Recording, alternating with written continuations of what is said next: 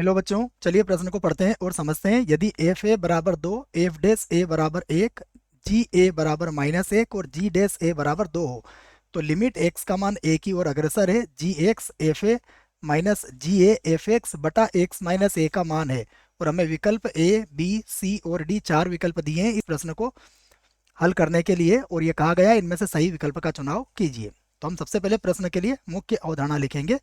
तो प्रश्न के लिए मुख्य अवधारणा जिसकी सहायता से इस प्रश्न को हल किया जाएगा। मुख्य अवधारणा में हम इस बात को कहेंगे कि जब हम प्रश्न को हल करेंगे तो यहाँ पर हम एल हॉस्पिटल नियम का प्रयोग करेंगे बच्चों। एल हॉस्पिटल हॉस्पिटल्स नियम, इस नियम का प्रयोग यहाँ पर किया जाएगा। और इस नियम का प्रयोग आप तभी कर सकते हो, इसकी जानकारी भी आपको होना चाहिए, जब सीमा का अनिधारी रूप कौन सा हो, या तो 0/0 या फिर अनंत बटा अनंत। ऐसी स्थिति को हटाने के लिए हम अंश और हर का अलग अलग अवकलन करके उसकी अनिधारी रूप को हटा सकते हैं बच्चों। अब जो प्रश्न में दिया गया है उसे देखते हैं।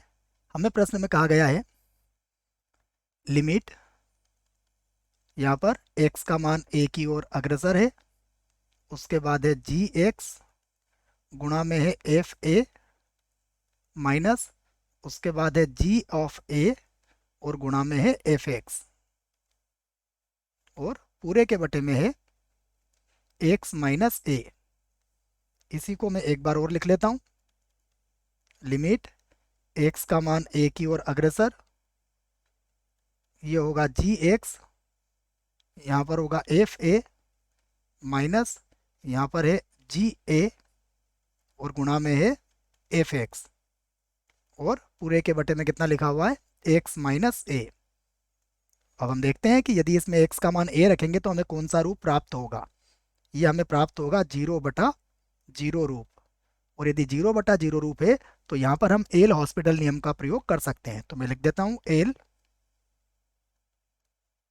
हॉस्पिटल हॉस्पिटल्स नियम,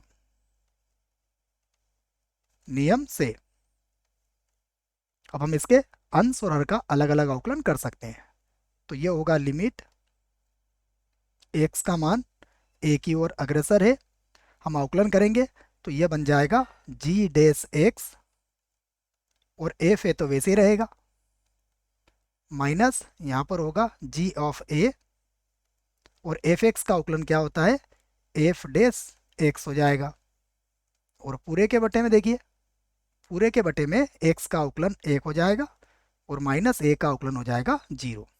अब इससे संबंधित मान हम यहाँ पर रख लेते हैं बच्चों। उसके पहले एक्स का मान किसकी ओर अग्रसर है, ए की ओर, तो यहाँ पर मैं पहले ए रख देता हूँ, फिर हम इसके मान रखेंगे। तो ये बनेगा हमारा जी डैश ए बराबर, यहाँ पर हो जाएगा जी डैश ए, उसके बाद है एफ ऑफ ए, ये मिलेगा आपको, फिर माइनस माइनस यहाँ पर है जी ऑफ ए, और फिर हो जाएगा एफ डैश ए के बराबर।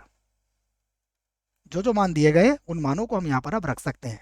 जी डैश ए का मान कितना है, देखिए जी डैश ए का मान है हमारे पास 2, तो ये लिख दिया हमने 2।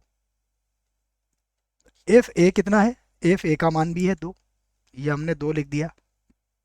जी ऑफ ए कितना है, देखिए जी ऑफ ए दिया है -1, तो यहाँ लिख दिया मैंने -1। और एफ डैश ए कितना है, एफ डैश ए का मान है +1, +1, तो ये तो हो जाएगा 4, और ये बन जाएगा +1, तो उत्तर आ जाएगा हमारा 5। विकल्प देख लेते हैं। विकल्प में देखें तो ए गलत, बी गलत, और सी विकल्प जो है इस प्रश्न के लिए सही विकल्प है बच्चों। आशा करता हूँ आपको इस प्रश्न का उत्तर समझ में आया होगा। धन्यवाद।